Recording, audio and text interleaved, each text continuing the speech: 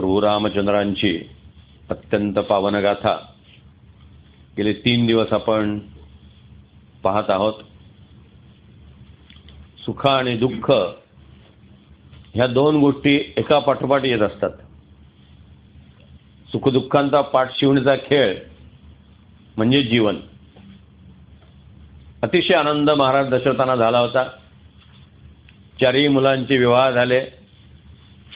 आता रामाला गादीवरती बसवायचं, आपण निवृत्त व्हायचं आणि हे सगळं राम व्यवस्थित पुढे चालवेल अशा प्रकारची कल्पना असताना त्या संबंध प्रसंगाला कैकेयीने अगदीच वेगळं वळण दिलं आणि आपला मुलगा गादीवरती बसावा, आपण राजमाता म्हणून मिरवावं म्हणून मंथरेने तिचा जो बुद्धिभेद केला त्याच्या कैकेयी अत्यंत आहारी गेली. हीच गोष्ट शिवचरित्रामध्ये सोयराबाई साहेबांनी केलेली आहे. शिवाजी महाराजांच्या मृत्यूनंतर संभाजीने गादीवर बसायला पाहिजे होतं, पण आपला मुलगा राजाराम जो त्यावेळी फक्त 10 वर्षाचा होता, 6 मार्च 1670 हा राजारामाचा जन्मदिवस आणि शिवाजी महाराज 3 एप्रिल 1680ला गेले. अवघ्या 10 वर्षाच्या राजारामाला गादीवर बसवायचा घाट सोयराबाई साहेबांनी घातला आणि स्वतः राजमाता व्हायचं या फाजील महत्वाकांक्षेनं तिने फार कटू अशा गोष्टी केल्या, ज्याच्यामुळे शिवचरित्राला शिवाजी महाराजांच्या पश्चात एक विचित्र वळण लागलं.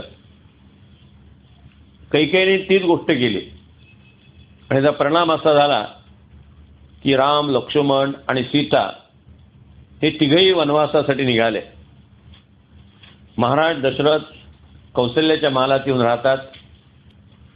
आता कैकेयीचा महाल त्यांनी टाकून दिलेला आहे. इकडे सुमंत्रने हा रथ वनाच्या दिशेने नेला. शेवटी एक निरोप महाराज दशरथ आणि सुमंत्राला दिला होता, 8 दिवस रामाला वनवासात फिरवून आण आणि 8 दिवसानंतर परत घेऊन ये. तोपर्यंत कैकेयीचं डोकं शांत होईल. इकडलं वातावरणही निवळ आहे. मनुष्य हा वेड्या आशेवरती जगत असतो.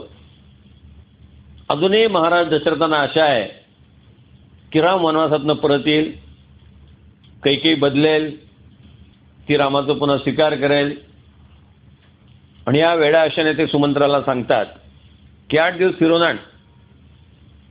सुमंत्र शृंगवेरपूरला पहिल्यांदा येतात. शृंगवेरपूर हे गुहाचं ठिकाण आहे. सगळं भिल्लांचं राज्य आहे. रामांचे संपर्क कुठे कुठे कसे कसे आहेत बघा. हा भिल्लांचा राजा गुह हा रामचंद्रांचा मित्र आहे. त्यांच्या मैत्रीचा धागा कोणता? तो दोघेही शिकारीला एकत्र जातात. आपल्या धर्मशास्त्रामध्ये क्षत्रियांना शिकारीची परवानगी आहे. एकतर क्षत्रिय राजांना युद्ध करावं लागतं.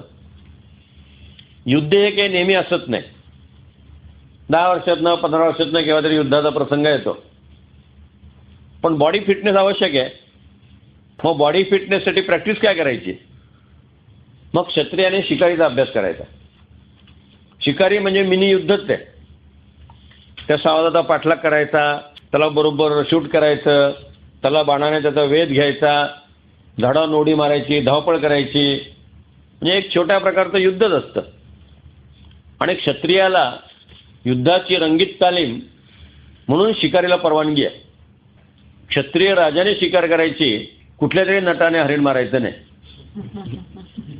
त्याला ताबडतोब तुरुंगातच टाकलं पाहिजे. तेव्हाच तुरुंगात टाकलं असतं तर 4 लोकांच्या अंगावरनं गाडी पुढे नेली नसती. वेळी शिक्षा व्हायला पाहिजे या लोकांना. रामांना परवानगी आहे, गुहाला परवानगी आहे.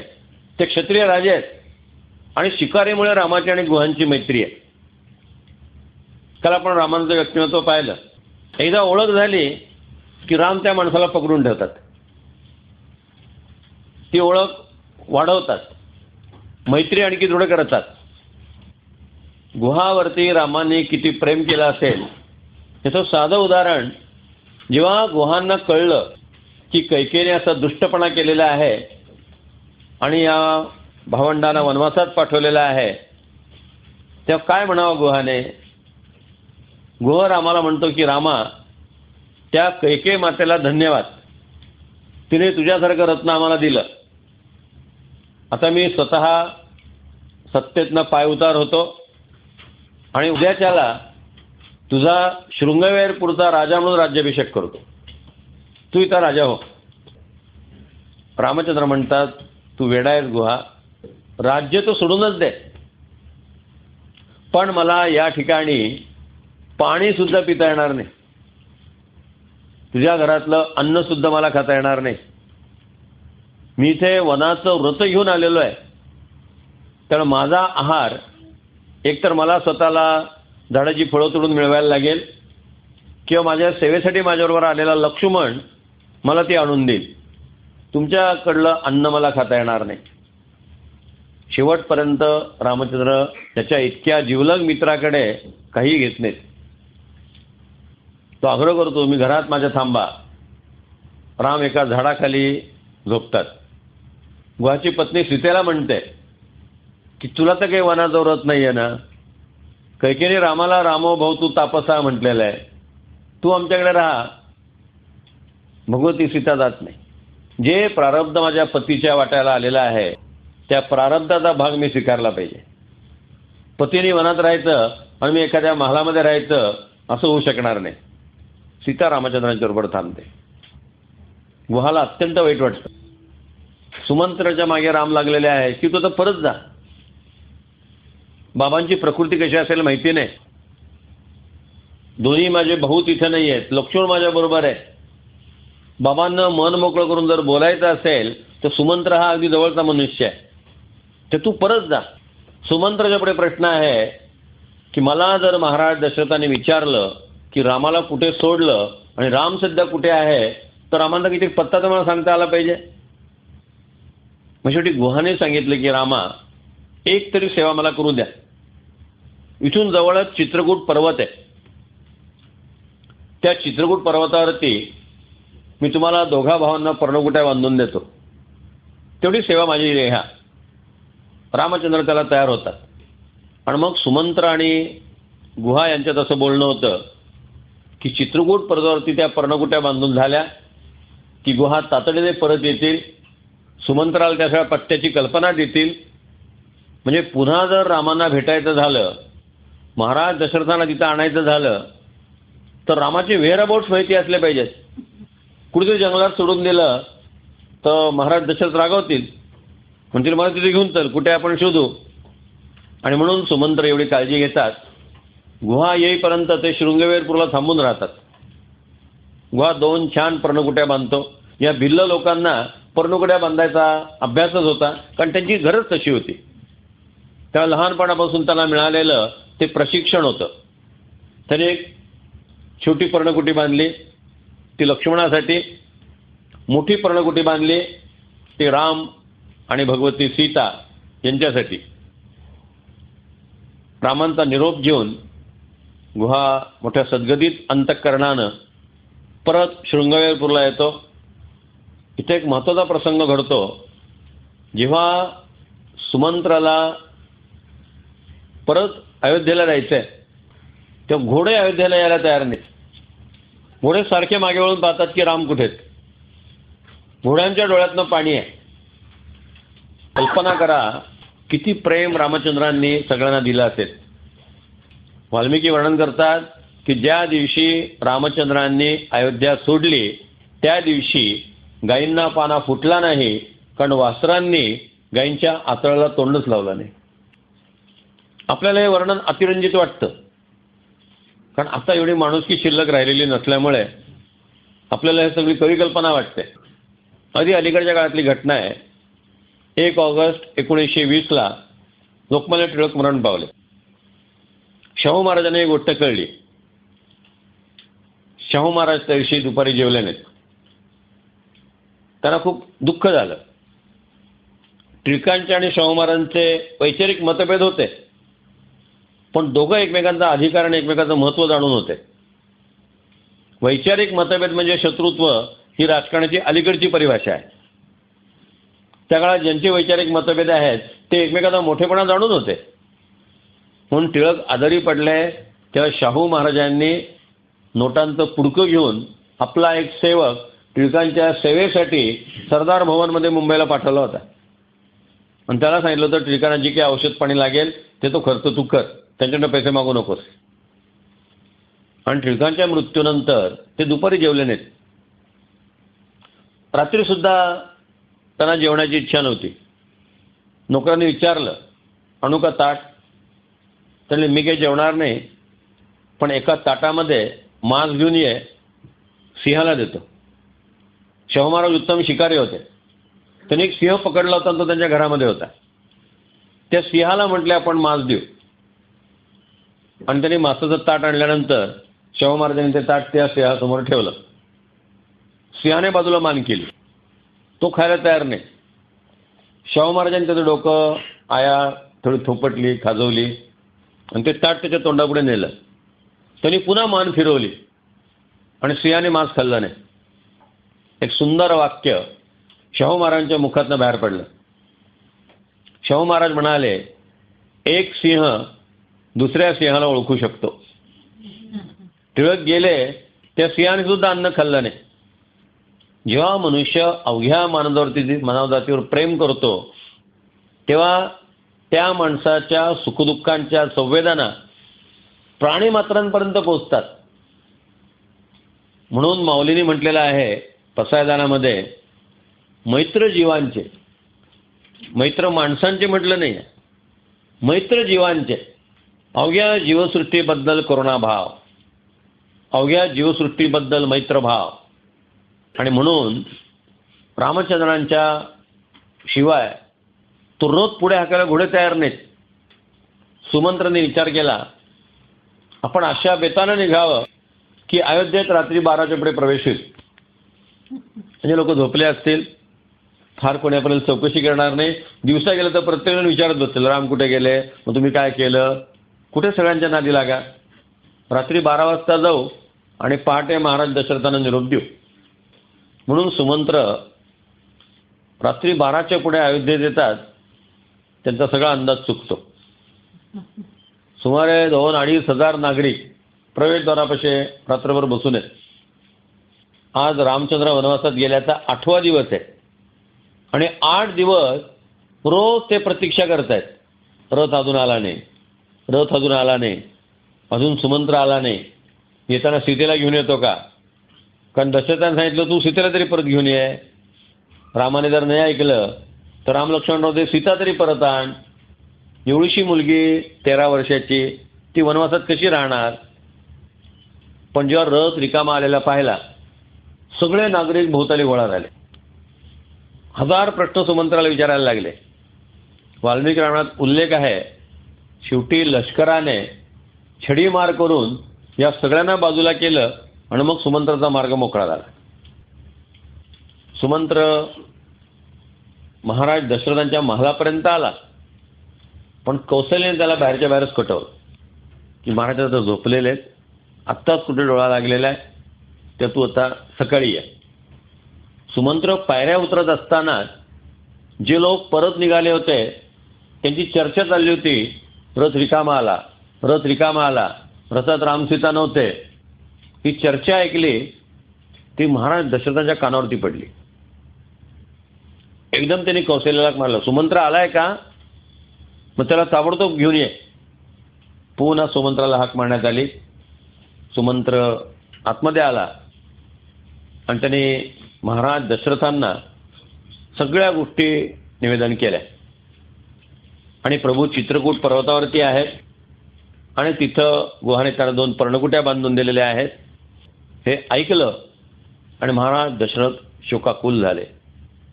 रामा, तुझ्याशिवाय मी जगू शकत नाही.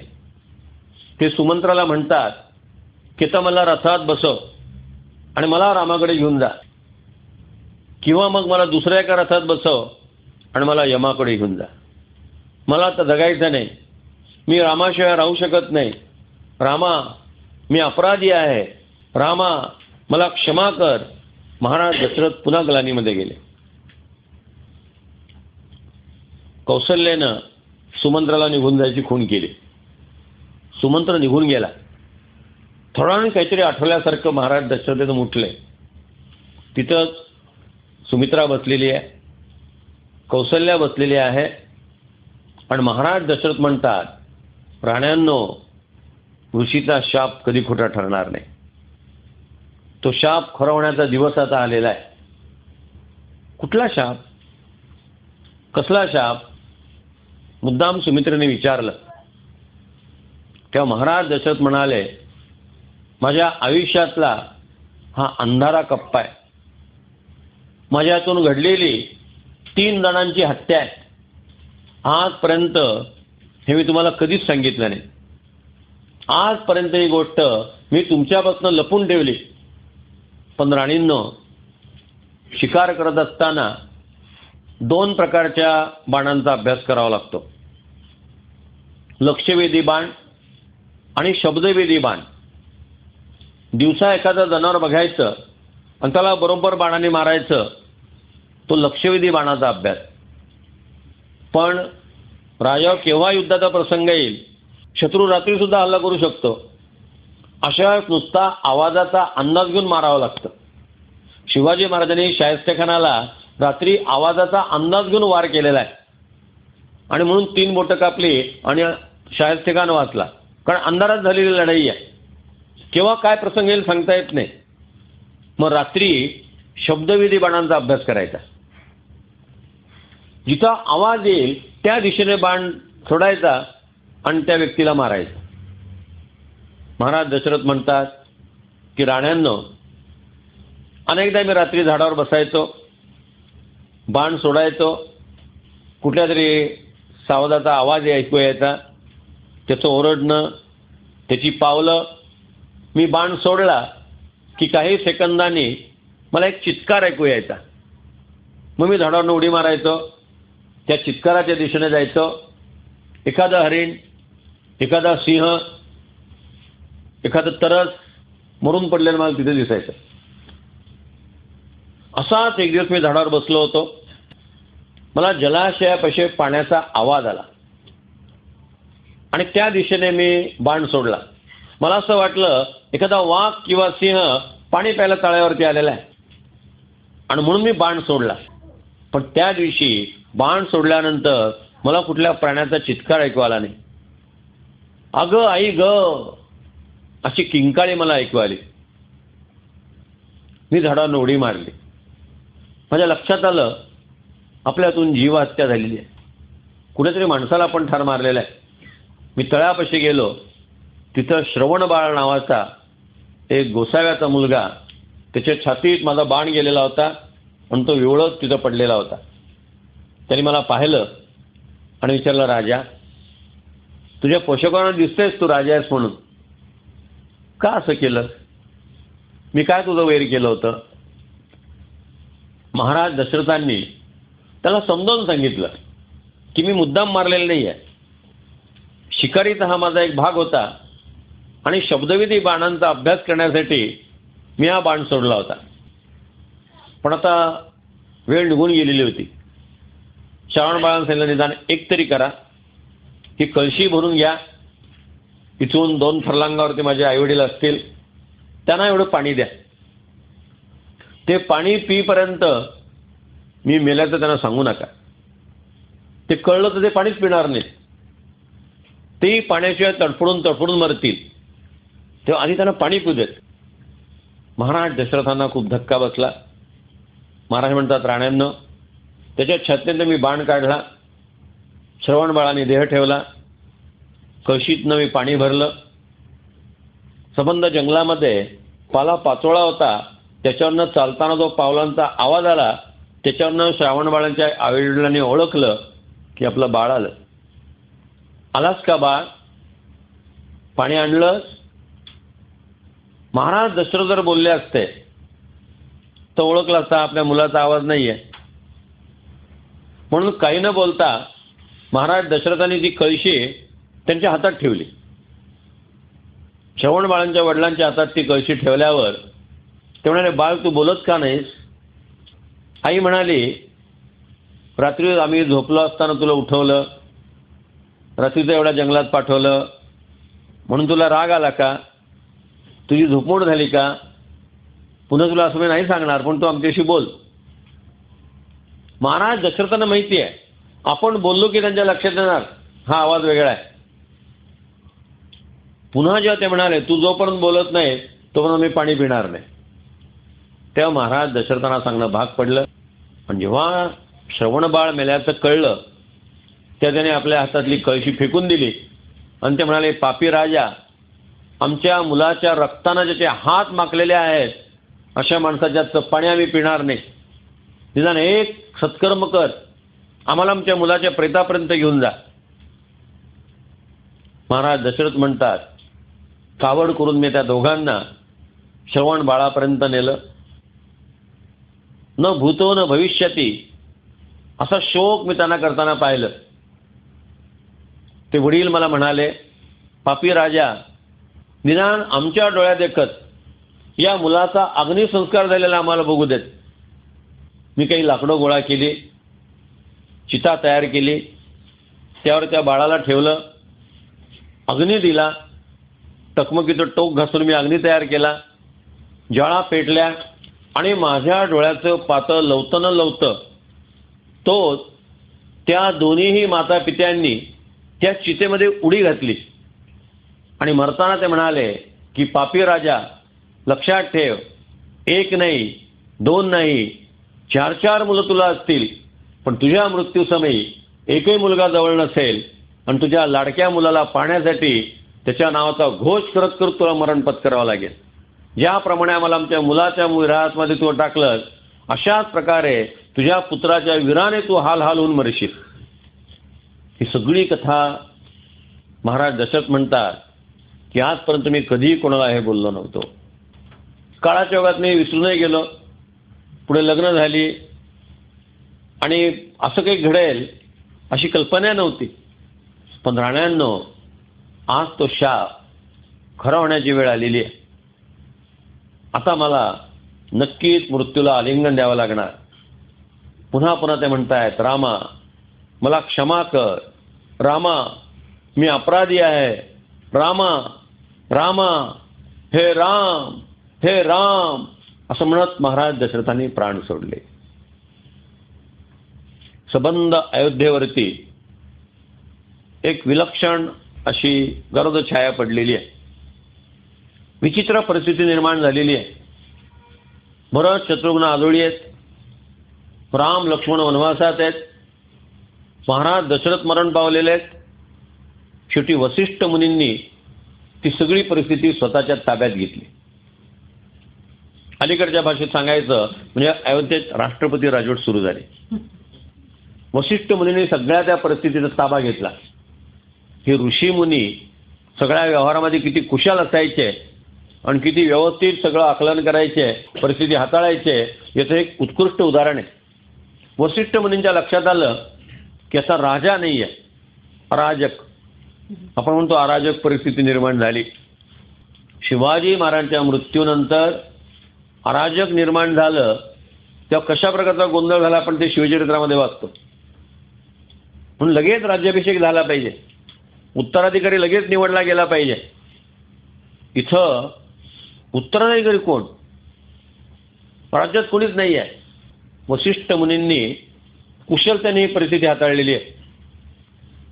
वसिष्ठ मुनी तातडीने सभा घेतात आणि सांगतात की राम आणि लक्ष्मण येणे शक्य नाही. राम किती तत्वाचा पक्का आहे आपल्याला माहिती आहे, तेव्हा रामाची आशा आपण आता सोडून देऊ. भरत आणि शत्रुघ्नांना आणता येईल. अयोध्येपासून केकेय देश ते जे अंतर आहे, जर घोडे 24 तास धावत राहिले तर केकेय देशात पोहोचायला 7 दिवस लागणार. म्हणजे भरत आणि शत्रुघ्न यांना परत यायला 15 दिवस तरी अवधी आहे. त्या काळात रथांचे डेपो असायचे, म्हणजे रथांचे घोडे बदलण्याची व्यवस्था असायची. आता असे एसटीचे डेपो असतात आणि ड्रायव्हर कंडक्टर बदलतात.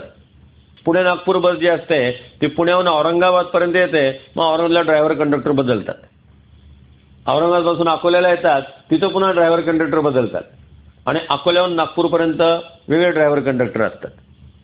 तसं इथं घोडे दमणार, मग त्या ठिकाणी घोडे बदलायचे, नवीन घोडे जोडायचे आणि तो रथ पुढे तसाच चालू ठेवायचा. त्या काळातल्या ज्या गरजा होता त्यानुसार सुविधा असायच्या. 24 तास रथ धावत ठेवायला लागेल. आधी भरत आणि शत्रुघ्न घेऊन या. ते येईपर्यंत महाराजांना अग्निसंस्कार करायचा नाही. मग त्यांचं कलेवर 15 दिवस व्यवस्थित राहील अशा रसायनांमध्ये ठेवलं पाहिजे. आजच्या भाषेत कोल्ड रूम. कापूर वगैरे द्रवपदार्थ इतर वापरून वसिष्ठ मुनींनी एका फार मोठ्या भांड्यामध्ये त्यांचं शरीर ठेवलं की आता महिनाभर जरी ठेवलं तरी त्याला काही होणार नाही, बॉडी डिट्रेट होणार नाही, त्याची व्यवस्था केली गेली. त्याच्यानंतर वसिष्ठ मुनी सांगतात की भरताना आणायला 2 दूत पाठवा. त्या दूतांनी केके देशात गेल्यानंतर अयोध्येत काय घडलेलं आहे हे अश्वपतींना अजिबात सांगायचं नाही. जर अश्वपतींना कळलं की आपल्या मुलीने असे 2 वर मागून घेतले आणि म्हणून रामाला वनवासात जावं लागलंय, आता इथून पुढे आपल्या मुलीचा जीव धोक्यामध्ये आहे, आपली मुलगी अडचणीमध्ये आहे, अयोध्येत जर बंड वगैरे झालं तर त्यात आपली मुलगी मारली जाऊ शकते, तर अश्वपती अयोध्येवरती हल्ला करतील आणि अयोध्या ताब्यात घेतील. एखाद्या राज्याला जर कोणी वाली नसला ना तर त्या राज्यावरती आक्रमण होण्याची भीती असते. अनेक राजपूत राज्य मोगलांनी जी ताब्यात घेतलेली आहेत त्या राज्याला कोणी वंशज नव्हता आणि वंशज नसल्यामुळे तो राजा मरण पावल्या यांनी लगेच ते आपल्या ताब्यात घेऊन टाकलेले. राजकारणाच्या गोष्टी घडतात. त्या अश्वपती अयोध्येवरती हल्ला करू शकतात. मराठीत म्हण आहे, घर फिरलं म्हणजे घराचे वासे फिरायला लागतात. कोणाला काय दुर्बुद्धी होईल सांगता येत नाही.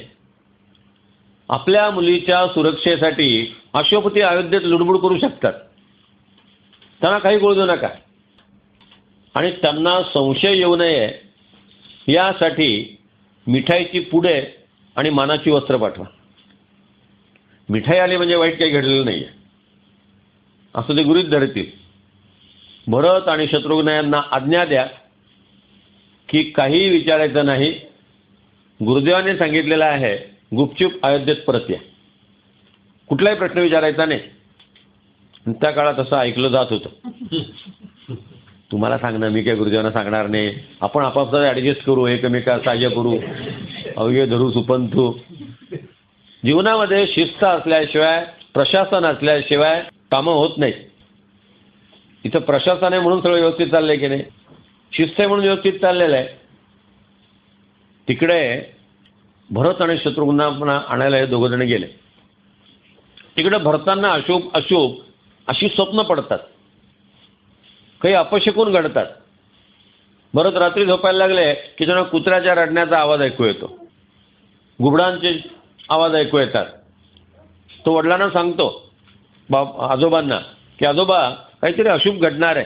मग काही अशुभ घडू नये म्हणून शांतीची अनुष्ठानं इथं ब्राह्मण करतात केके देशामध्ये. आणि तेवढ्यात निरोपाला भरताना की अयोध्येहून रथ आलेला आहे आणि ताबडतोब तुम्हाला बोलवलेलं आहे. अश्वपती विचारतात काय घडलंय नेमकं. नाही म्हटलं, आम्हाला गुरुदेवाने सांगितलंय की त्यांना ताबडतोब घेऊन या, बाकी काही नाही. पण हे आहेर तुम्हाला दिलेलं आहे, हे मानाची वस्त्र आहेत, ही मिठाई पाठवलेली आहे. अश्वपती सुद्धा मुरब्बी आहेत. त्यांना मुलगा आहे युधिराज. त्याला ते म्हणतो तू एक काम कर, तू यांच्याबरोबर जा, तू अयोध्येच्या बाजारपेठेपर्यंत यांच्याबरोबर राहा. काही खरेदी करायची म्हणून बाजारपेठेत उतर आणि बाजारपेठेत तू चौकशी कर. बाजारात सगळ्या बातम्या असतात. काय नेमकं घडलंय, का बोलावलंय, तिकडून माहिती काढ. जर कौटुंबिक भांडण असेल तर तू दुसऱ्या रथात बस आणि ताबडतोब परत ये. कारण व्याही मंडळींनी संसारिक भांडणात लक्ष घातलेलं आवडत नाही लोकांना. माहेरच्या माणसांनी घरातल्या भांडणात कुजबूज केलेली किंवा डोकं खुपसलेलं लोकांना आवडत नाही. तू परत निघून ये, त्यांचं ते बघतील. राष्ट्रीय संकट असेल तर मला तसं निरोप पाठव, आपण त्यांना मदत करू. परचक्र असू शकतं आणि मुद्दाम परचक्र आला आहे हे कोणाला कळू द्यायचं नाही म्हणून फक्त त्यांना घेऊन या. कारण बाकीच्यांना जर कळलं की अयोध्येवरती आक्रमण झालेलं आहे तर ते राज्य जर अयोध्येशी वैर असेल तर आक्रमण करू शकतात. कुणी आक्रमण केलं हे कळलं तर त्याला मदतीला धावून जाऊ शकतात. कोणाचे काय काय रिलेशन आहे सांगता येत नाही. आणि म्हणून इतक्या कुशलतेने वसिष्ठ मुनी सगळं करतात आणि सांगतात, रथ आला की तो कैकेयीच्या महालात जाऊ द्या. वस्तुतः महाराज दशरथांचं कलेवर कौशल्याच्या महालात आहे, पण भरताला आधी कैकेयीच्या महालात जाऊ द्या. जे काही घडलेलं आहे ते सगळं भरताला कैकेयीकडनं कळू द्या. समजा आधी कौशल्याच्या महालात तो गेला, त्याला हे सगळं कळलं आणि रागाच्या भरात त्याने जर कैकेयीला ठार केलं तर लोक काय म्हणतील, कौशल्याने जरा तिकीट मीठ लावून सांगितलं असणार, कौशल्याने भडकून दिला असणार. तर त्याला जे काही कळायचं ते कैकेयीकडनं कळू द्या. त्याला राज्याचा स्वीकार करावासा वाटला तर करू द्या, दुसरा पर्याय तरी काय. आता अयोध्येला राजा कोणीतरी असलं पाहिजे, तर एक तर भरत किंवा शत्रुघ्न, तर त्याला पहिल्यांदा कैकेयीच्या महालात जाऊ द्या. सगळी व्यवस्था वसिष्ठ मुनीने व्यवस्थित केली, सगळ्या प्रकारची जुळणी केली आणि त्यानंतर रथ निघाला. भरत आणि शत्रुघ्न यांना तो रथ जेव्हा न्यायला आला तेव्हा लक्षात आलं, ज्या अर्थी इतक्या तातडीने आपल्याला बोलवलेलं आहे काहीतरी अशुभ घडलेलं आहे, आपल्यापासून लपून ठेवतायत. पण परिस्थिती भीषण आहे हे नक्की. रथामध्ये ते बसले, युधाजीत त्यांच्याबरोबर बसलेला आहे. तो बाजारपेठेपर्यंत थांबला आणि सगळं कौटुंबिक भांडण्या म्हटल्यानंतर तो परत निघून आला. तो तिथं जास्त थांबला नाही. परतांच्या एक लक्षात आलं की आपले वडील नक्की मरण पावले असावेत किंवा कोणीतरी महत्त्वाची व्यक्ती मरण पावलेली असावी. कारण अयोध्येतले रस्ते जे नेहमी झाडलेले असायचे ते रस्ते झाडलेले नाही आहेत. अयोध्येतली उद्यानं बंद आहेत, दारं उघडी आहेत, पण उद्यानात कोणीच नाही आहे. मंदिरांमध्ये शांतता आहे, नागरिक रस्त्याने चाललेत, पण कोणी हसताना खिदळताना दिसत नाही. भरताकडे पाहून लोक कुजबुजतात, आला कैकेयीचा बेटा. आता भरताबद्दल आणि कैकेयीबद्दल अयोध्येतलं मत एकदम वाईट झालेलं आहे. हे भरताचं दुर्दैव आहे. त्याची रामप्रीती कोणाच्याही आधी लक्षात आलेली नाही आहे, नंतर लक्षात आलेली आहे. तर सगळे म्हणतात ह्या मायलेकांचं एक कारस्थान आहे. भरत म्हणेल मला राज्य नको नको आणि शेवटी गादीवर बसेल. कैकेयीच्या महालामध्ये भरत येतात. आता कैकेयी किती अजून निर्ढावलेली आहे बघा. अजूनही तिला अपेक्षा आहे की भरत हे राज्य घेईल. म्हणजे कैकेयीने सुद्धा भरताला ओळखलं नाही. महाराज दशरथ म्हणतात, माझ्या मृत्यूनंतर जर भरताने हे राज्य स्वीकारलं तर माझा अग्निसंस्कार भरताला करू देऊ नका, म्हणजे भरत राज्य स्वीकारेल अशी शंका महाराज दशरथांना येऊन जाते. कोणीच भरताला ओळखू शकत नाही. नगरजन संशयांकडे पाहत राहतात. कैकेयी तर अगदी त्याला ओळायला तबक घेऊनच उभी आहे, अगदी स्वागत करते त्याचं. अजून अग्निसंस्कार झाला नसल्यामुळे कैकेयीच्या गळ्यात मंगळसूत्र आहे, कपाळाला कुंकू आहे. त्यामुळे भरताच्या हे लक्षात नाही आलं की आपले वडील मरण पावलेले आहेत. कारण सौभाग्याची सगळी चिन्ह अजून अंगावरती आहेत. भरताने प्रवेश केल्या केल्या पहिल्यांदा कैकेयी विचारते, भरता बाबा कसे आहेत, मामा कसा आहे, मामी कशी आहे, सगळी माहेरची चौकशी. भरत आपल्या एका शब्दात हां ठीक आहे, बरे आहेत, हो ठीक आहे अशी उत्तर देतोय. आणि मग एकदम भरताने विचारलं, म्हणजे पाहिलं महालात वडील दिसत नाहीत, आई बाबा कुठे ग? तेव्हा पहिल्यांदा कैकेयी सांगते, तरीच एक फार वाईट घटना घडली, तुझे बाबा मरण पावले. वडिलांच्या मृत्यूची बातमी कळली आणि भरताने आणि शत्रुघ्नाने अक्षरशः हंबरडा फोडलेला आहे. दोघांना अतिशय दुःख झालेलं आहे. थोड्या वेळानं भरत सावरतो आणि याला विचारतो की आई, बाबांनी शेवटी माझी आठवण काढली का? म्हणजे की निरोप ठेवला का? माझा भरत कुठे म्हणून विचारलं का? तेव्हा कैके म्हणते, भरत कसला माझा राम माझा राम माझा राम असं म्हणतच ते गेले. आता भरत म्हणतो म्हणजे बाबा गेले तेव्हा राम जवळ नव्हता. आई म्हटली नाही राम जवळ नव्हता. मग राम कुठे होता? अरे रामाला बाबांनी 14 वर्षासाठी वनवासात पाठवलंय. आता भरताचे प्रश्न लक्षात घ्या. अयोध्येच्या कायद्यानुसार राजपुत्राने जर एखाद्या ब्राह्मणाचं धन लुटलं असेल तर त्याला 14 वर्ष वनवासाची शिक्षा आहे. एखाद्या स्त्रीवर अत्याचार केला असेल तर 14 वर्ष वनवासाची शिक्षा आहे. एखाद्या दलितावरती अन्याय केला असेल तर 14 वर्ष वनवासाची शिक्षा आहे. बरंच प्रश्न विचारतो, आई दानाने कुठल्या ब्राह्मणावरती अत्याचार केला का? कुठल्या दलिताला लुबाडलं का? कुठल्या स्त्रीवरती अत्याचार केला का? म्हणून त्याला 14 वर्ष वनवासात पाठवलं गेलं. आणि कैकेयीचं उत्तर ऐकण्यासारखं आहे. कैकेयी म्हणते, भरता तुला लाज वाटत नाही? राम असं कधी करेल? तुला असं वाटतं राम असं करू शकेल? मूर्खासारखं विचारतोस. म्हणजे ज्या कैकेयी मातेनं रामाला वनवासात पाठवलं तिच्या मनात रामाच्या कॅरेक्टरबद्दल किती खात्री आहे बघा. भरत जो आहे तो रामाचा भक्त आहे, पण रामाच्यातून असा प्रमाद घडणार असेल तर भरत रामाला आणायला जाणार नाही. राम आणि लक्ष्मण यांच्यात हा फरक आहे. लक्ष्मण आणि भरत.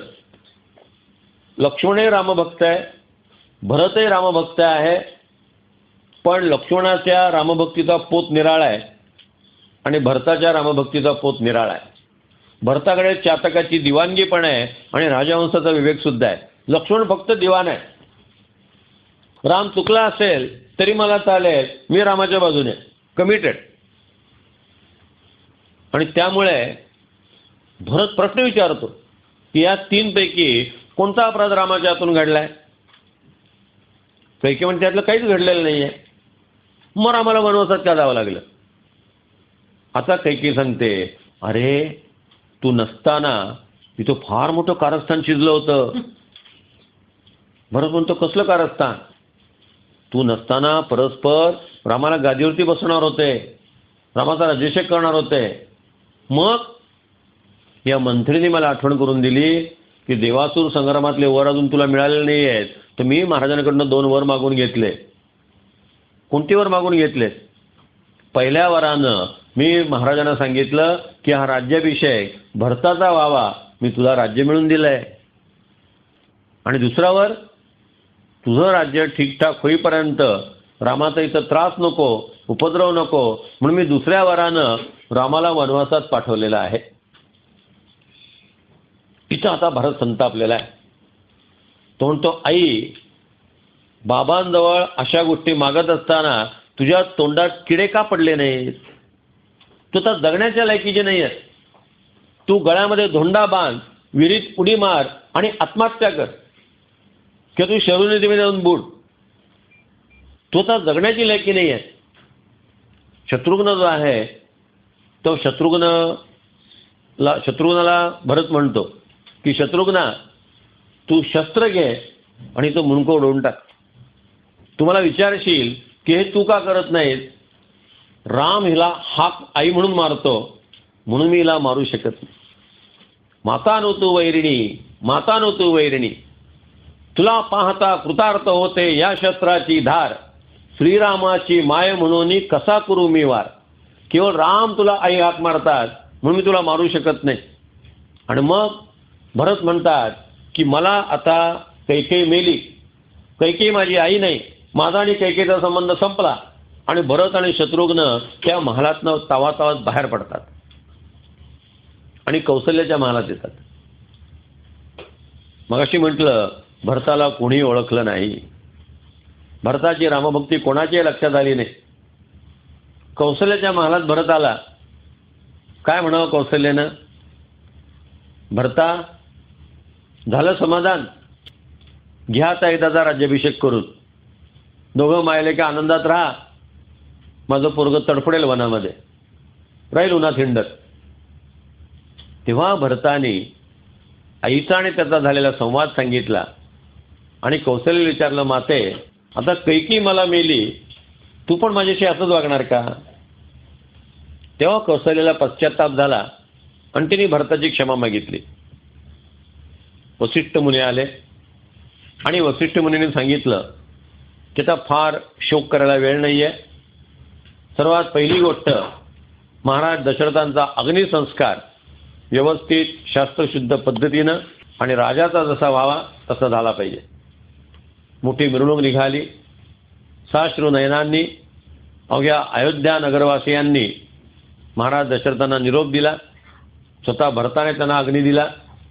आता 14 दिवस सुटकाचे आहेत, काहीच होणार नव्हतं. 15व्या दिवशी वसिष्ठ मुनींनी संसदेची बैठक बोलावली. कसं योजनाबद्ध ठरवलेलं आहे, आता भरताने हे राज्य स्वीकारावं असा प्रस्ताव कौसल्या राणीने मांडला पण त्याला अनुमोदन सुमित्रेने दिलं.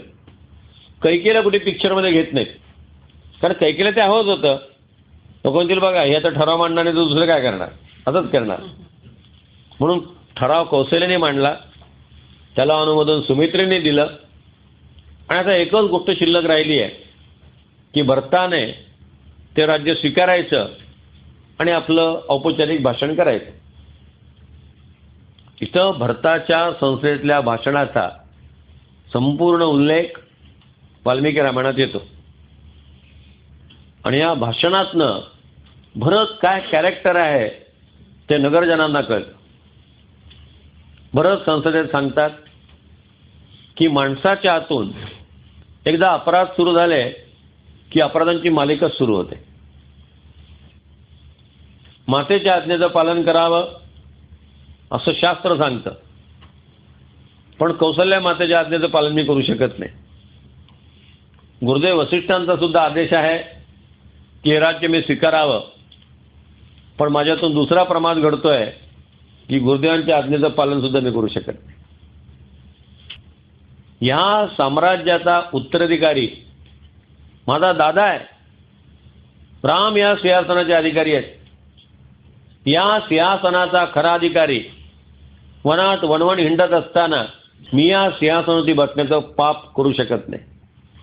भरत म्हणतात, मी असं ठरवलेलं आहे की चतुरंग सेना, मंत्रिमंडळ, पुरोहित, ऋषीमुनिगण आणि अयोध्येतले जेवढे नागरिक यायला तयार आहेत त्या सगळ्या नागरिकांना घेऊन मी चित्रकूट पर्वतावरती जाईन. बरोबर अंबारीसह हत्तीने तिथे मी रामांचा राज्याभिषेक चित्रकूट पर्वतावरती करीन आणि हत्तीवरती बसून मी वाजत गाजत रामचंद्रांना परत आणीन. लोकांच्या डोळ्यातनं अश्रू येत आहेत. जी भरताबद्दलची शंका होती ती सगळ्यांची नाहीशी झाली आणि भरताच्या या भाषणानं अयोध्येमध्ये कैकेयीच्या 2 वरांनी जे गढूळ वातावरण निर्माण केलेलं होतं ते सगळं गढूळ वातावरण संपलं. या परिवारामध्ये आता हेवेदावे होतील की काय असं जे वातावरण निर्माण झालं होतं तेही सगळं संपुष्टात आलं आणि पुन्हा प्रेमाचं आणि जिव्हाळ्याचं वातावरण पुन्हा अयोध्येमध्ये निर्माण झालं. मधल्या या काही काळापुरता सगळे एकमेकाबद्दल संशयी होते आणि कुटुंबात मोडतं की काय अशी भीती निर्माण झालेली होती. पण भरतानं ती सगळी दरी जी आहे ती भरून काढली. पुढचं वाल्मिकी रामायणातलं वर्णन जे आहे ते अद्वितीय आहे. वैज्ञानिक दृष्ट्या आम्ही किती प्रगत आहोत, आमच्याकडे किती सुंदर व्यवस्था आणि यंत्रणा आहे याचं ते द्योतक आहे.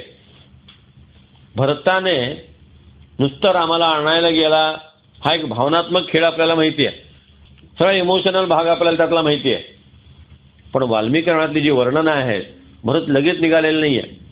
8 दिवस निघण्याची तयारी केलेली आहे. एवढे लोक एकाच वेळेस रस्त्याने जातील आणि रस्ता तर अरुंद आहे, रस्ता रुंद करणारं BNC डिपार्टमेंटचं पथक पुढे पाठवलेलं आहे. त्यांना रस्ते रुंद करण्याचं काम दिलेलं आहे. मध्ये काही मोठमोठी झाडं आहेत, ती झाडामध्ये असल्यामुळे रस्त्याचं काम करता येणार नाही. झाडं तर तोडायची नाहीत कारण पर्यावरण सांभाळलं पाहिजे. मग मुळासकट झाड उपटा आणि दुसरीकडे प्लांट करा. जशी तर झाडं आणून बसवलेली आहेत. झाड नाहीसं करायचं नाही, तिथे आपण जंगलतोड केलेली आहे. किती पर्यावरण नष्ट केलेलं आहे. आमच्या पुण्याला रामकृष्ण मठामध्ये जेव्हा रामकृष्णांचं मंदिर बांधलं, तो मोकळा प्लॉट होता, पण तिथं 7-8 झाडं होती, पण झाडं तोडली नाहीत. भौमानंद महाराजांनी ती झाडं मुळासकट उचलून दुसऱ्या ठिकाणी डोंगरात लावली. झाड नाहीसं करायचं नाही म्हणून रस्त्यामधली झाडं उचलायची आणि ती बाजूला लावायची आणि रस्ता रुंद करायचा. मोठे नद्या आहेत, नाले आहेत, म्हाताऱ्या लोकांना ते ओलांडता येणार नाहीत, मग तात्पुरते लाकडी पूल, त्यासाठी डिपार्टमेंट पुढे. माणसं आजारी पडली, चालून कोणाला त्रास झाला, कोणाचं BP वाढलं, कोणाला ताप आला, काही अडचणी आल्या, अंतरांतरावरती डॉक्टरांचे डेपो आहेत, तिथं औषध पाण्यासह डॉक्टर, ही सगळी व्यवस्था आधी केलेली आहे आणि मग भरत निघालेला आहे. म्हणजे किती प्रगत आम्ही त्या काळामध्ये होतो आणि किती व्यवस्था होती. नुसतं मी चाललो, तुम्ही हा भावनाशील खेळ नाही आहे. राज्य किती परफेक्ट होतं हे या सगळ्या वर्णनांना लक्षात येतं. भरताला कुणीही ओळखलं नाही, या दुव्यातला आणखी एक मनुष्य गुह. चतुरंग सैन्य घेऊन भरत निघालेला आहे हे कळल्यावरती गुहाने आपल्या तरुण मित्रांची बैठक घेतली आणि गुहा म्हटला, मला अशी शंका आहे की 14 वर्षानंतर राम पुन्हा राज्यावरती आपला हक्क सांगेल. तेव्हा आत्ताच वनवासात त्याला मारून टाकलं म्हणजे राज्याचे आपण निष्कंटक मालक राहू म्हणून भरत निघालेला दिसतोय. तेव्हा भरताला आपण इथं अडवायचं, आपण भरताशी लढू शकणार नाही, आपण कमी पडू, पण जोपर्यंत एक भिल्ल जिवंत आहे तोपर्यंत आपण त्यांना अडवायचं काम करत राहू. सगळे भिल्ल मेल्यानंतरच ते नदी क्रॉस करू शकते.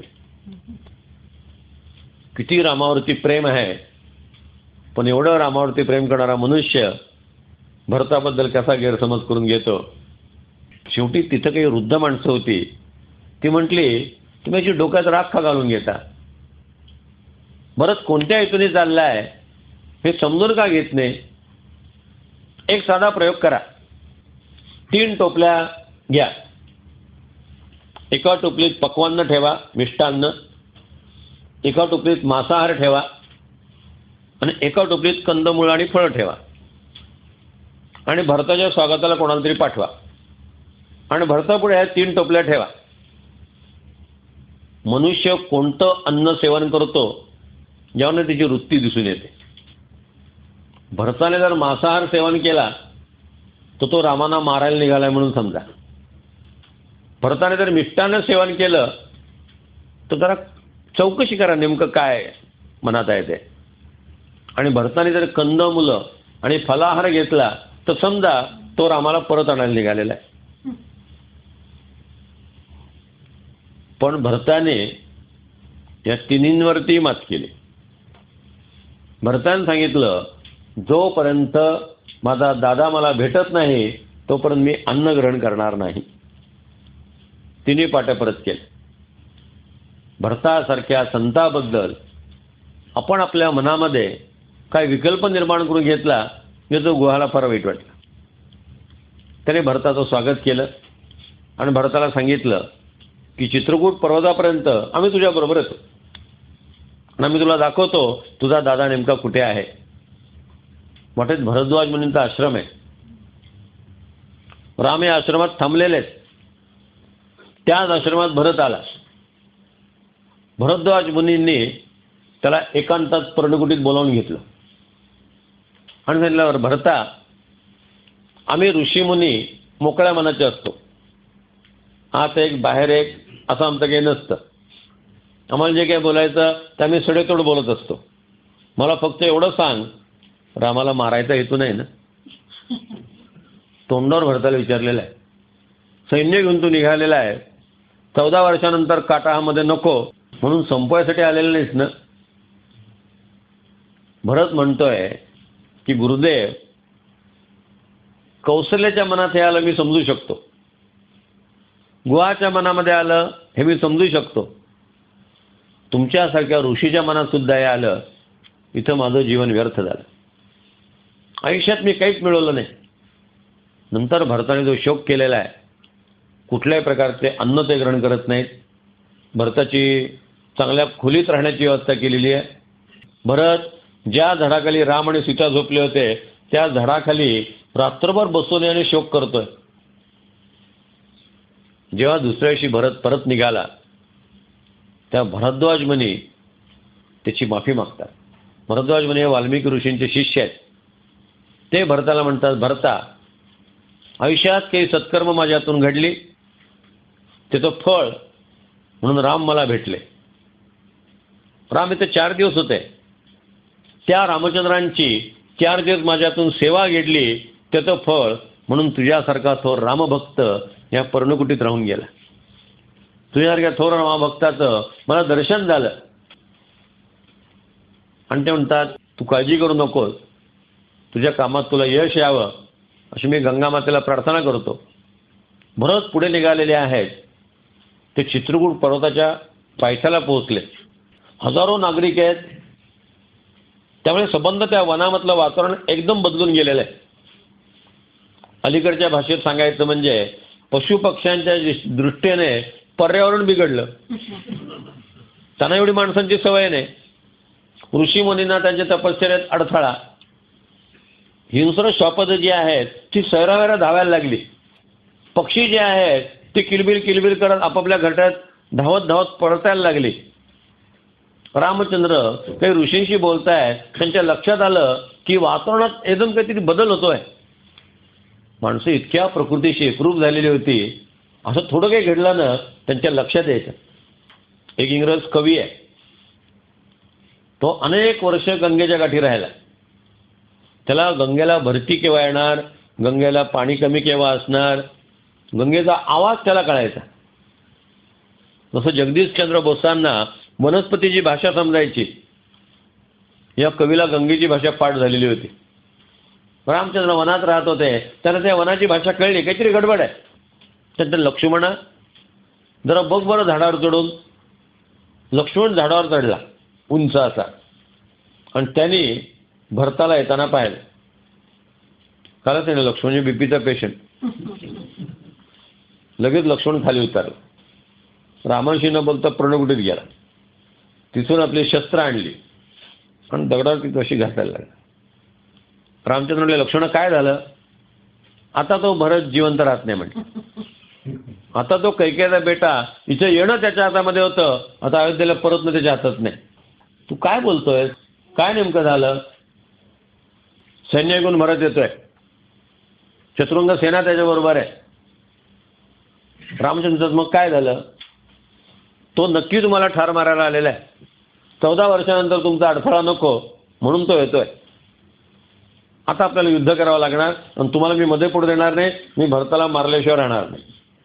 हीच लक्ष्मणाची भाषा. रामचंद्र इथं लक्ष्मणाचे रागवलेले आहेत ना.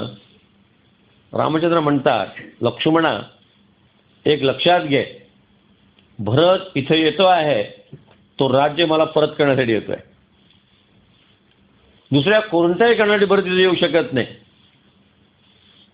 निदान एक बरं झालं की भरताचं ज्याच्यावरती प्रेम आहे त्याच्या मनात गैरसमज नाही आहे.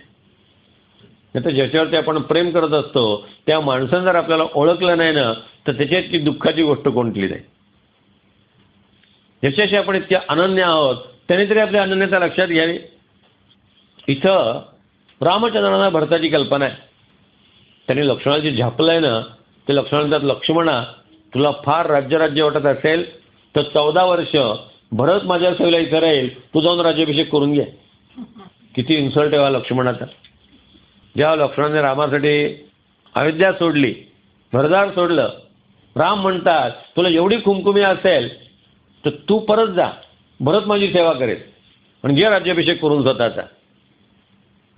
लक्ष्मणाला असं बोलून शांत करण्याखेरीज भगवंतांना पर्यायच नव्हता. लक्ष्मण अपमानित झालेले आहेत. पण त्यांना असं वाटतं किती वेळ टिकतं बघू, जेव्हा भरत हल्ला करेल तेव्हा यांच्या लक्षात येईल आता त्यांची गांधीगिरी चालली आहे पण ही फार टिकणार नाही, अशा कल्पनेत लक्ष्मण आहे. पण जेव्हा भरत येतो, रामचंद्र त्यांना पाहतात पहिल्यांदा रामचंद्रांच्या हातातनं धनुष्य गळून पडतं आणि धावत धावत रामचंद्र भरताला भेटतात. भरत रामचंद्रांना साष्टांग दंडवत घालतं आणि रामचंद्रांच्या पायांना पडलेल्या भेगा, त्यांच्या कोमल त्वचेला थोड्या थोड्या काट्याकोट्यातनं फिरताना झालेल्या जखमा, या सगळ्या पाहिल्यानंतर भरत आपल्या अश्रूंचा अभिषेक रामचंद्रांच्या चरणांना करतो. त्याला फार वाईट वाटतं की आपल्याला राज्य मिळावं म्हणून रामाला ही शिक्षा झालेली आहे. रामाच्या, सीतेच्या आणि लक्ष्मणाच्या वाट्याला जे दुःख आलेलं आहे त्या दुःखाला मी कारणीभूत आहे. थोरला भाऊ असून सुद्धा भरत लक्ष्मणाला धाकटा भाऊ म्हणून नमस्कार करतो की मी जरी वयाने तुझ्यापेक्षा मोठा असलो काही तासांनी तरी सुद्धा रामांच्या सेवेचं भाग्य तुला लाभलं, मला ते लाभू शकलं नाही म्हणून तुला मी नमस्कार करतो. भगवती सीतेला भरत प्रणाम करतो आणि त्यावेळेस लक्ष्मणाला वाटतं की काय आपल्या मनामध्ये येऊन गेलं. रामाने भरताला बरोबर ओळखलं.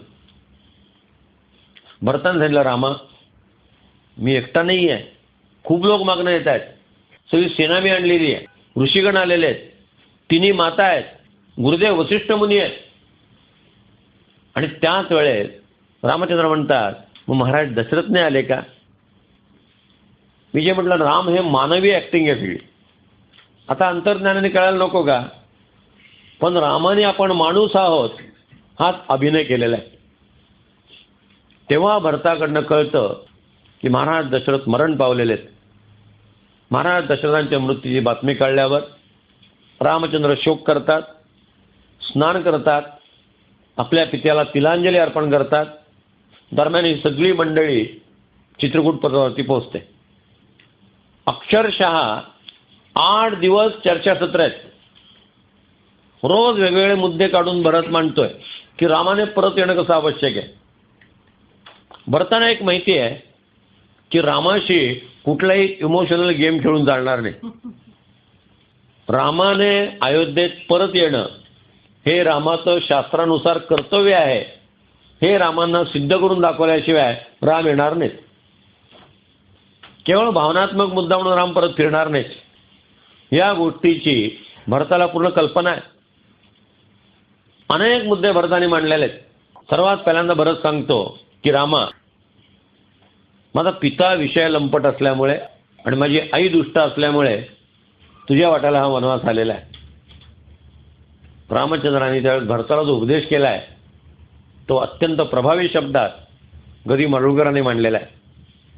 माय कैकई ना दोषी नव्हे दोषी तात, राज्य त्याग कानन यात्रा सर्व कर्मदात, खेळ चालला असे माझ्या पूर्वसंचिताचा, पराधीन आहे जगती पुत्र मानवाचा.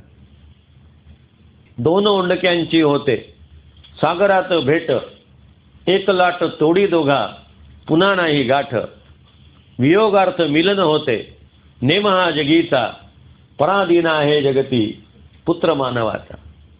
अंत उन्नतीचा पतनी होई या जगात, सर्व संग्रहाचा वत्सा नाशहाचा अंत, वर्धमान तेथे चाले मार्ग रे क्षयाचा, पराधीन आहे जगती पुत्र मानवाचा. जीवासभे जन्म मृत्यू जोड जन्मदात, अतर्क्यना झाले काही जरी अकस्मात, मरणकल्पनेशी थांबे तर्क जाण त्यांचा, पराधीन आहे जगती पुत्र मानवाचा. पुन्हा नका येऊ कोणी दुर्या वनात, स्नेहभाव राहो तुमचा जागता मनात, मुकुटकवच धारण करी का वेश तापसाचा, पराधीन आहे जगती पुत्र मानवाचा. संपल्या विना ही वर्षे दशोत्तरी 4, अयोध्येस नाही येणे सत्य हे त्रिवार, मान वाढवी तो लोकी अयोध्यापुरीचा, पराधीन आहे जगती पुत्र मानवाचा. माणूस हेल्पलेस आहे, मनुष्य अगतिक आहे. अनेक प्रसंगाशी घडतात, त्यापुढे माणसाचं काही चालू शकत नाही. भरता तू परत जा. बरंच पर्याय सुचवतोय की रामा, तुझं व्रत आहे ना, व्रतामध्ये प्रॉक्सी चालतो, प्रतिनिधी चालतो, सगळे कायद्यानुसार आणि शास्त्रानुसार बोलतायत. बरं, भरत म्हणतो असं कर, तुझ्याऐवजी मी व्रत करतो. तू अयोध्येत राज्य कर, मी 14 वर्ष व्रताचं पालन करतो. रामचंद्र हे कायदे पंडित आहेत, सगळ्यांना अयोध्येचे नियम माहीत आहेत. रामचंद्र म्हणतात व्रतामध्ये प्रॉक्सी केव्हा चालतो? जो मनुष्य व्रत करतो आहे त्याला सूतक आलं तर प्रॉक्सी चालतो, तो आजारी पडला तर प्रॉक्सी चालतो, तो वयोवृद्ध असला तर प्रॉक्सी चालतो. मी वयोवृद्ध नाही, मी आजारी नाही आणि मला कुठलं सूतक नाही असलं तर आपल्या दोघांना सूतक आहे पिता मेल्याचं. त्यामुळे इथं व्रताला प्रतिनिधी चालणार नाही. बरोबर. आणखी एक मुद्दा उपस्थित करतो. कैकेयी माता इथं आलेली आहे. रामा, कैकेयीने वर महाराज दशरथांना मागितले होते. आता कैकेयी ते वर मागे घेते आहे, तर तू आता परत चल. हा तोडगा किती बिनतोड वाटतो आपल्याला. रामही कायदे पंडित आहेत. रामचंद्र म्हणतात भरता, कैकेयीच्या वराचा संबंध महाराज दशरथांशी होता, माझ्याशी नाही. वर दशरथांकडनं मागितले पण ते रामांना परत केले अशी अकाउंटिंग एंट्री नाही होऊ शकत. ते दशरथांकडनंच परत घ्यावे लागतील. दशरथांना घेऊन ये आणि कैकेयीने महाराज दशरथांना सांगावं. मला ते सांगून चालणार नाही. अनेक पद्धतीनं भरत प्रयत्न करतोय. शेवटी भरत म्हणतो तू जर परत आला नाही तर मी या ठिकाणी आमरण उपोषणाला बसेल. रामचंद्र म्हणतात अयोध्येच्या कायद्यानुसार उपोषणाला कोणाला बसता येतं? म्हाताऱ्या माणसाला बसता येतं, स्त्रीला बसता येतं. राजपुत्राला उपोषणाचा बसायचा अधिकारच नाही. राजपुत्राने पराक्रम करावा. दुबळे लोक उपोषणाला बसतात. दुबळे लोक मौनव्रत धारण करतात. ज्यांना काहीच करता येत ना ते शेवटी उपोषणाला बसतात. आणि मौनातून उपोषणाचं फॅड गांधीजीने आपल्या इथं आणलं. तू असलं काही करू नकोस, तू यातलं काही करता येणार नाही. भरत म्हणतो तू जर परत आला नाही तर मी आत्महत्या करीन. रामचंद्र म्हणतात आत्महत्या करणं सोपं आहे, आपल्या प्रिय व्यक्तीने सांगितलेलं मनाविरुद्ध वागणं कठीण आहे. आत्महत्या करून प्रश्न लगेच सोडवता येतो, पण आपल्या प्रिय व्यक्तीने सांगितलं तू राज्याभिषेक करून घे आणि 14 वर्ष अयोध्या सांभाळ, मनाविरुद्ध असलं तरी स्वतःचा राज्याभिषेक करून घ्यायचा आणि त्याप्रमाणे वागायचं, हे जास्त अवघड आहे. गुरुने सांगितल्याप्रमाणे वागायचं असतं. आत्महत्या करून सगळे प्रश्न सोडवता येत नाहीत आणि तरी काही गुंता सुटणार आहे का? मनाविरुद्ध असो त्याप्रमाणे वागलं पाहिजे. शेवटी भरताच्या लक्षात येतं की आपली कुठलीही मात्रा इथं चालणार नाही. तेव्हा भरताने सांगितलं निदान एक काम कर, मी सुवर्णाच्या पादुका घेऊन आलेलो आहे, त्या तू पायामध्ये घाल. त्याची स्थापना मी अयोध्येच्या सिंहासनावरती करीन. तू अयोध्येचा राजा असशील, मी प्रतिनिधी असेल. राज्याचा प्रतिनिधी म्हणून मी ते काम सांभाळेल. रामांच्या लक्षात आलं आता फार ताणणं काही बरोबर नाही. तात गेले माया गेले भरता आता पोरका, मागणे हे एक रामा, आपुल्या द्या पादुका. भरत पादुका मागून घेतो. रामचंद्र त्या पादुका देतात. भरत अक्षरशः अंबारीवरती हत्तीवर त्या पादुका ठेवतो. हातामध्ये मोर्चेल घेतो. त्यांनी वारा घालत घालत त्या पादुका अयोध्येमध्ये आणतो आणि अयोध्येमध्ये रामांच्या पादुकांचा राज्याभिषेक होतो. भरत अयोध्येपासनं 20 मैलावरती नंदीग्रा म्हणून आहे तिथं तपश्चर्या करतात. ते स्वतः तपस्येचा वेश करतात, आपल्या केसांच्या जटा वळतात आणि तिथं अनुष्ठान करत राहतात. पादुकांचं पूजन करतात आणि कुठलाही सल्ला घ्यायचा असला पादुकांना विचारतात आणि निर्णय घेतात. असे हो जया अंतरी भाव द्यायचा, वसे हो तया अंतरी देव तैसा. नका विचारू देव कसा, भाव जसा हो देव तसा. गुरुदेव रानडेंनी आपल्या सद्गुरूंच्या पादुका आपल्या घरामध्ये ठेवल्या होत्या. भाऊसाहेब महाराज उमदीकर ते पादुका तिथे असायच्या. कुठलाही निर्णय घ्यायचा असला तो गुरुदेव रानडे आपल्या सद्गुरूंना विचारायचे मी काय करू, आणि त्यांना 2-3 दिवसात अंतर्नाद ऐकू यायचा आणि त्यांना इंट्युएशनमध्ये उत्तर मिळायचं. लंडन विद्यापीठाचं व्याख्यानाडी पत्र होतं. आता परदेशातल्या ऑपॉर्च्युनिटी कोण सोडेल की आमच्या इथं येऊन तुम्ही तत्त्वज्ञानावरती 5-7 व्याख्यानं द्या. गुरुदेवाने ते पत्र वाचलं, पादुकांवर ठेवलं, आपल्या गुरूंना निवेदन केलं की असं असं आलेलं आहे, तुम्ही म्हणाल तसं मी करीन. 3 दिवसानंतर त्यांना ऐकू आला आवाज, डोंट गो. गेले नाहीत. आपण जसं भाव ठेवू तशा प्रकारची उत्तरं आपल्याला त्या देवतेकडनं, त्या मूर्तीकडनं, त्या वस्तूकडनं प्राप्त होत असतात. फार सुंदर सांगितलं भगवंतानी, ये यथा मां प्रपद्यन्ते ताम तथैव भजाम्यहम. लोक ज्या भावाने माझी आराधना करतात तसा प्रतिसाद भगवंत देतात. कृष्ण म्हणतो, मी त्याला तशी दाद देतो.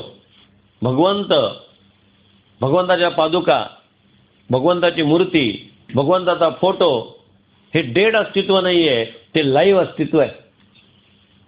आणि आता मॉडर्न फिजिक्सने सिद्ध केलं आहे की चैतन्य सगळीकडे भरलेलं आहे. या जगात चेतना नाही अशी वस्तू नाही आहे, हे फिजिक्सने तर सिद्ध केलेलं आहे. आणि त्यामुळे भरत त्या पादुकांना सर्वस्व मानतो. एक गोड संवाद भरत आणि वसिष्ठ मुनींमधला आहे. भरत वसिष्ठ मुनींना विचारतात, गुरुदेव, हा पादुकांना अभिषेक, पादुका सिंहासनावरती ठेवणं हे शास्त्राला सोडून नाही आहे ना? म्हणजे अयोध्येमध्ये असं घडू नये की भावनेच्या भरात लोकांनी शास्त्र सोडून दिलं, भावनेचा विजय झाला आणि शास्त्र पराभूत झालं, असं घडू नये. ते शास्त्रात बसणार आहे ना? फार सुंदर उत्तर वसिष्ठ मुनी देतात.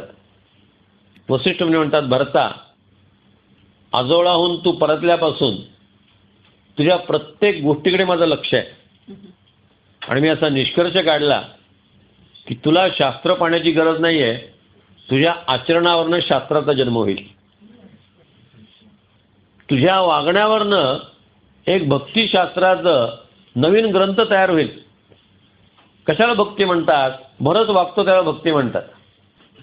नारद भक्तिसूत्र कशावरनं खरं आहे? मीराबाईंचं जीवन बघा, म्हणजे नारद भक्तिसूत्र खरं आहे हे सिद्ध होईल. यद नात्वा मत्तो भवती स्तब्धो भवती आत्मा रामो भवती तद विस्मरणे परमव्याकुलता तदर्पित अखिल आचारिता. हे सगळं जे वर्णन आहे हे नारदांनी केलेलं बरोबर आहे. कशावरून? मीराबाईंचं जीवन बघा, तुकारामांचं जीवन बघा, रामकृष्ण परमहंसांचं जीवन बघा. तुझ्या वागण्यावरनं शास्त्र ठरेल, तुला शास्त्र पाहण्याची गरज नाही. अशा प्रकारे भरत हा नंदीग्राममध्ये राहतो. एक जाताचा उल्लेख करूयात. काही लोक प्रश्न विचारतात, तुम्ही उर्मिलेबद्दल काहीच कसं सांगितलं नाही?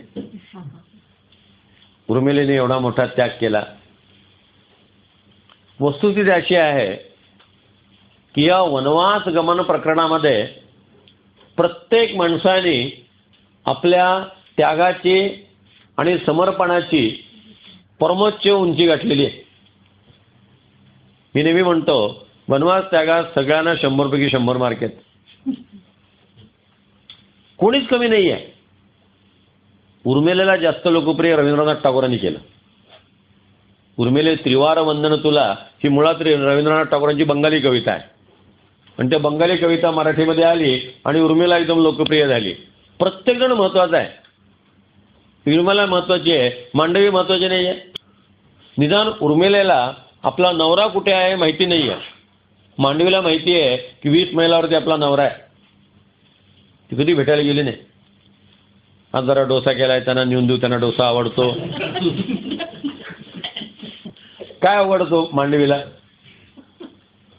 उर्मिलेला तर माहितीच नाही वेअरअबाउट्स लक्ष्मण कुठे आहे म्हणून. त्याच्याही पलीकडे श्रुतिकीर्ती आणि शत्रुघ्न हे महालात राहतात आणि महालात राहून एकमेकांना भेटत नाहीत.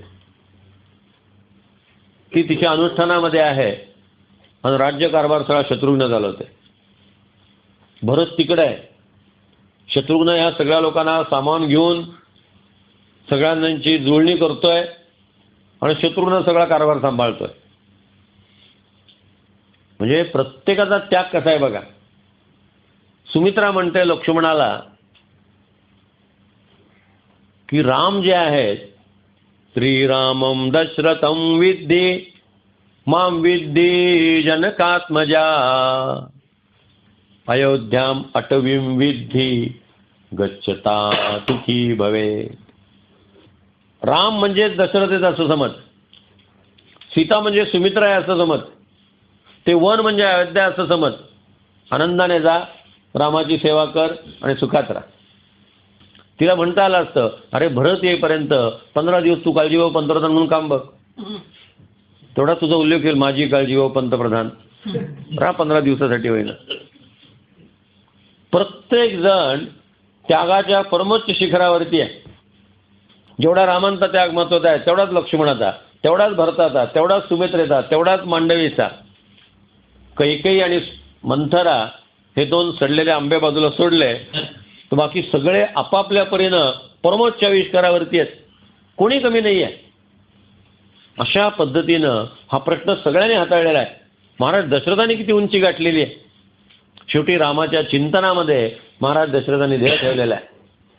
म्हणजे काही लोक जे आरोप करतात की महाराज दशरथ विषय लंपट होते आणि म्हणून त्यांनी रामाला वनवासात पाठवलं, असा शोक त्यांनी केला नसता. कैकेयी मला मेली म्हणून ते म्हटले नसते. पण सगळेजण रामाच्या भोवती आहेत. राम हा सगळ्यांच्या प्रेमाचा केंद्रबिंदू आहे. मग सीतेचा मधुराभाव असेल, भरत आणि लक्ष्मणांचा दास्यभाव असेल, महाराज दशरथांचा वात्सल्यभाव असेल, पण सगळ्यांचा रस रामप्रीतीचा रस आहे. आता रामचंद्रांच्या लक्षात आलं की आपण चित्रकूट पर्वतावरती फार राहणं बरोबर नाही. कारण आपले वेअरअबाउट्स लोकांना माहिती झाले, सारखे लोक इथे येत राहतील, त्रास देत राहतील. खूप शक्यता आहे अयोध्या चित्रकूट इंटरसिटी सर्व्हिस सुरू होईल. आपण आता इथून हल्लेलं बरं. राम, लक्ष्मण आणि सीता तिघेही चित्रकूट पर्वत सोडतात आणि अगस्ती मुनींना भेटतात. अगस्ती मुनी पहिल्या दिवशी सांगितलं त्यांची 10 मुलं, त्यांची पत्नी लोपामुद्रा आणि अगस्ती मुनी, त्या ठिकाणी 10 मुलं खाल्लेली आहेत. आणि रावणाचा वध झाल्याशिवाय मी शांत बसणार नाही अशी प्रतिज्ञा घेतलेला हा महापुरुष आहे. या अगस्ती मुनींनी रामचंद्रांना सल्ला दिला की रामा, तू आता पंचवटीत जाऊन राहा. पंचवटीत का जायला सांगितलं? अगस्ती मुनींकडे प्रचंड शस्त्र आहेत. राम रावण युद्धाच्या दिवशी अगस्ती मुनी लंकेमध्ये, आणि ज्या बाणांनी रामाने रावणाचा वध केला तो बाण अगस्ती मुनींनी रामाला दिलेला आहे. आजही मनमाडजवळ अगस्तीच्या डोंगरावरती जर आपण गेलो तर त्यांची गुहा आहे, त्या गुहेमध्ये त्यांनी शस्त्र ठेवलेली होती. रावणाला जर मारायचं असेल तर आपण शस्त्रसज्ज असलं पाहिजे, आणि अशी शस्त्र जी आहेत ती सगळ्या प्रकारची अनुष्ठानं करून त्यांनी गोळा करून ठेवलेली आहेत. रामाना त्याने आपलं शस्त्रागार दाखवलेला आहे. विश्वामित्र रामाना सांगतात, रामा तू दक्षिणेत जाशील तेव्हा अगस्ती मुनींची भेट घे, ते तुला सगळं सांगतील. हे सगळी व्यवस्था जी आहे ना, हे सगळं प्लॅनिंग आहे, हे सगळं पूर्वनियोजन आहे. आकस्मिक घडलेल्या योगाच्या गोष्टी नाही आहेत. मुद्दाम रामचंद्र पंचवटीत आलेले आहेत. आता रावणाचा जर वध करायचा असेल तर रावणाशी वैर पत्करलं पाहिजे. रावणाशी वैर पत्करायचा असेल तर जनस्थान म्हणजे पंचवटी, इथं रावणाची बहीण आहे शूर्पणखा, 1400 राक्षस आहेत, त्याची 3 सेनापती आहेत, खर, दूषण आणि त्रिशीर. राम जर पंचवटीत राहायला गेले तर या लोकांना प्रॉब्लेम आहे, एकत्रित राहू शकणार नाहीत. कुठेतरी वादावादी सुरू होईल. ती सुरू झाली की रामचंद्र या राक्षसांना ठार मारणार. ते ठार मारले गेले की रावण उखडणार. कुठेतरी रावणाचं आणि रामाचं वैर सुरू होणार, आणि ते वैर सुरू झालं की रावणाला ठार मारण्याचा रामाचा मार्ग मोकळा होणार. म्हणून अगस्त्य मुनी सांगतात तो तर पंचवटीत जाऊन राहा. पंचवटीमध्ये रामचंद्र पोहोचतात. शूर्पणखेला बातमी कळली की अयोध्येचे 2 अत्यंत तेजस्वी राजपुत्र या ठिकाणी आलेले आहेत, आणि त्यांच्याबरोबर थोरल्या राजपुत्राची पत्नी आहे. तिने एकदा पाहिलं आणि मग तिच्या लक्षात आलं की ह्या राजपुत्रांशी आपण विवाह करू शकू. रामाने सगळ्या बातम्या गोळा केलेल्या आहेत. रोज संध्याकाळी त्या जनस्थानच्या बागेमध्ये शूर्पणखा फिरायला येते ही माहिती रामानं कळली. संध्याकाळी राम तिथे फिरायला गेले. लक्ष्मणाला सांगितलंय तू सीतेकडे लक्ष दे, आणि राम तिथं की नक्की भेटणार. शूर्पणखेने रामाला पाहिलं. वाल्मिकी रामायणाचं वर्णन आहे, शूर्पणखा रामांकडे पाहून हसली. आता ज्या पुरुषाची आपल्या ओळख नाहीये त्याच्याकडे पाहून हसणं हे सभ्यतेला सोडून आहे. पण लंकेत आणि सभ्यतेचा फारसा काही संबंध नसल्यामुळे ती रामांकडे पाहून हसली.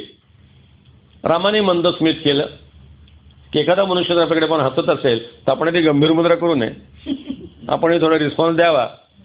म्हणून रामचंद्रही मंदस्मित करतात. शूर्पणखा स्वतःहून आपली ओळख सांगते, आणि ओळख सांगताना मी रावणाची बहीण, 14 चौकड्यांचा राजा, सुवर्णनगरी लंकेचा सम्राट रावण, तो माझा भाऊ आहे म्हटले. स्त्रीने आपली ओळख आईवडिलांकडनं तरी द्यावी किंवा लग्न झालं असेल तर नवऱ्याकडनं द्यावी, पण ती भावाकडनं आधी ओळख सांगते, मी रावणाची बहीण आहे.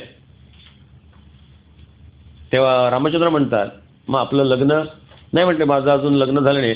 तसं काय आहे?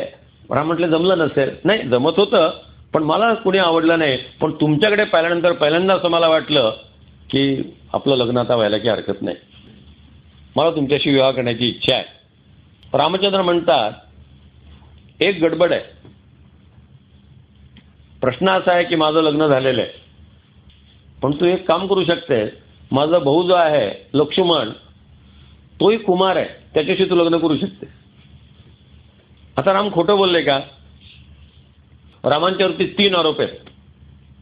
एक, रामाने शूर्पणखेशी खोटं बोलून तिचे नाककान कापले.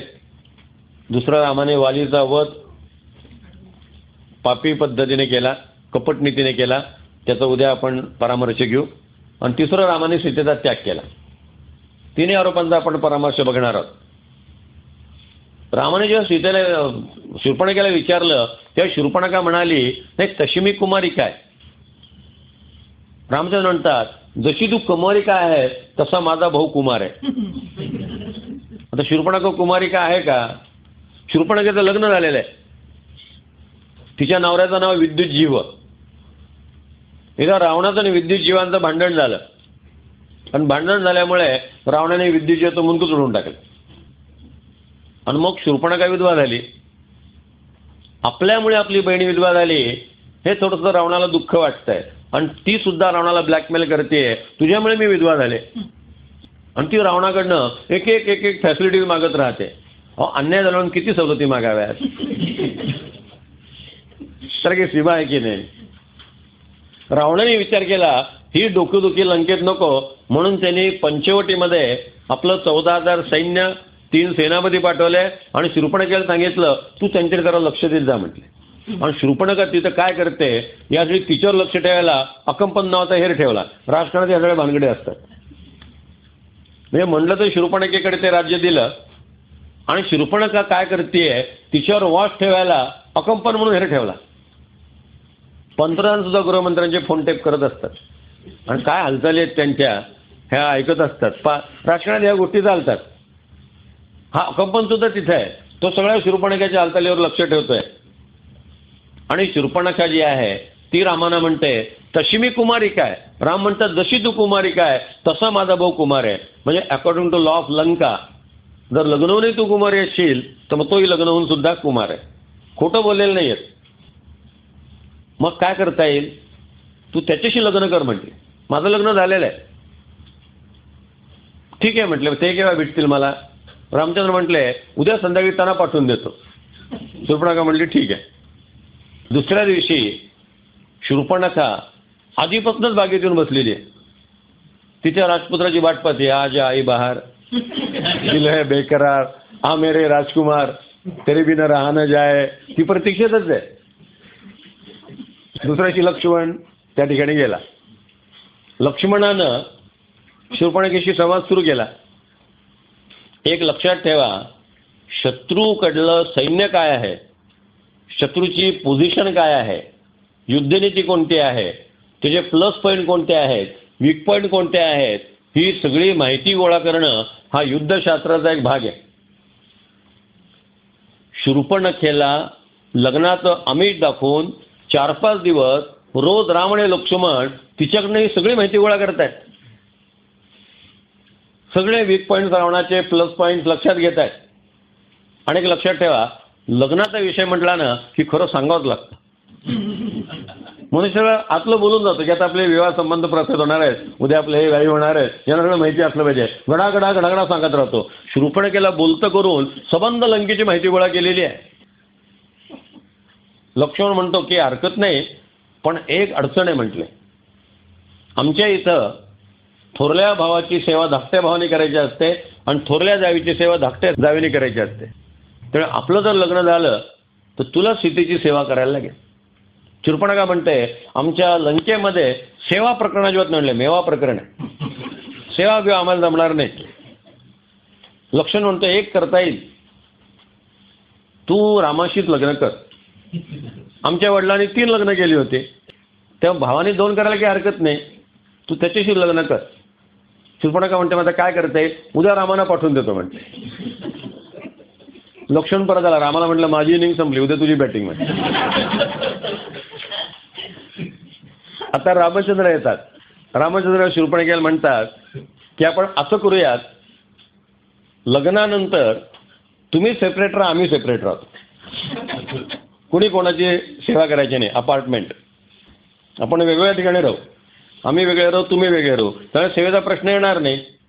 कारण म्हटले काय होतं, 2 लग्न झाली की सवतींची भांडणं सुरू होतात. आता बघ आमच्या वडिलांनी 3 लग्न केली, त्या बाईने मला हाकललं की नाही वनामध्ये. पुढे सगळे म्हटले कॉम्प्लिकेशन निर्माण होतात. तू असं कर, लक्ष्मणाची लग्न कर, तुम्ही सेपरेट राहा, आम्ही सेपरेट राहतो. शूर्पणखा म्हणते वंडरफुल आयडिया, मग काय करता येईल, उद्या लक्ष्मणाला पाठवून देतो म्हटले. अशा पद्धतीनं शूर्पणखेला नुसतं गोळवत ठेवलेलं आहे. आणि ते गोळवत असताना मारीच्याबद्दलची माहिती, सध्या मारीच कुठे असतो, त्याचं नेमकं काय झालेलं आहे, रावणाचा भाऊ त्याच्याबद्दल काय म्हणतो, रावणाची पत्नी कशी आहे, सगळी रावणासंबंधीची माहिती जी आहे ती या 4 दिवसात गोळा केलेली आहे. शूर्पणखा शेवटी विचार करते की ज्या अर्थी हे रोज मला भेटतायत, यांना माझ्याशी लग्न करायचं आहे, पण ती बयामध्ये आडवी येते, तिलाच मारलं तर.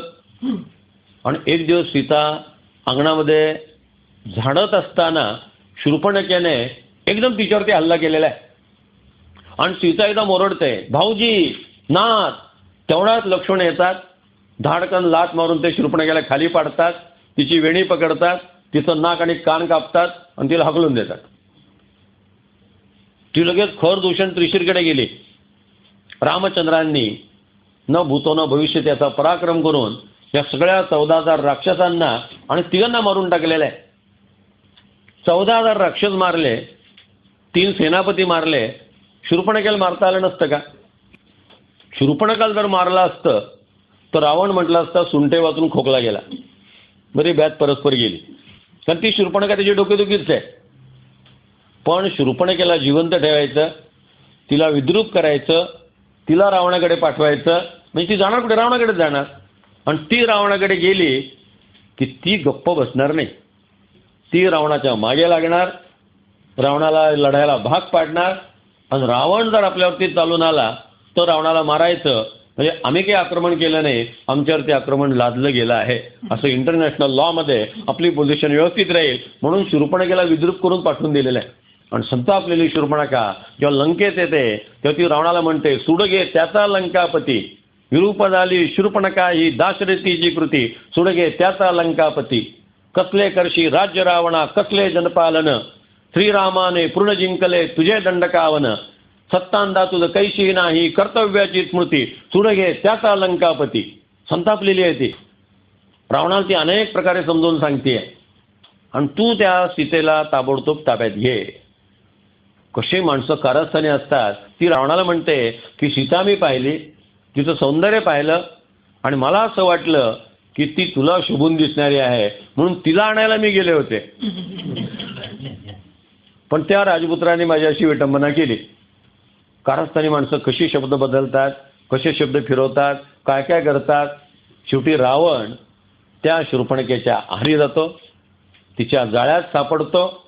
उद्याच्याला सीतेचं अपहरण, रामचंद्राने केलेला शोक, उद्या रामांना त्यांचे 2 थोर भक्त भेटणार आहेत. एक रामभक्त शबरी आणि दुसरा रामभक्त हनुमान. आणि वालीवध हा सगळा भाग जो आहे उद्याच्या प्रवचनामध्ये आपण संध्याकाळी पाहूयात.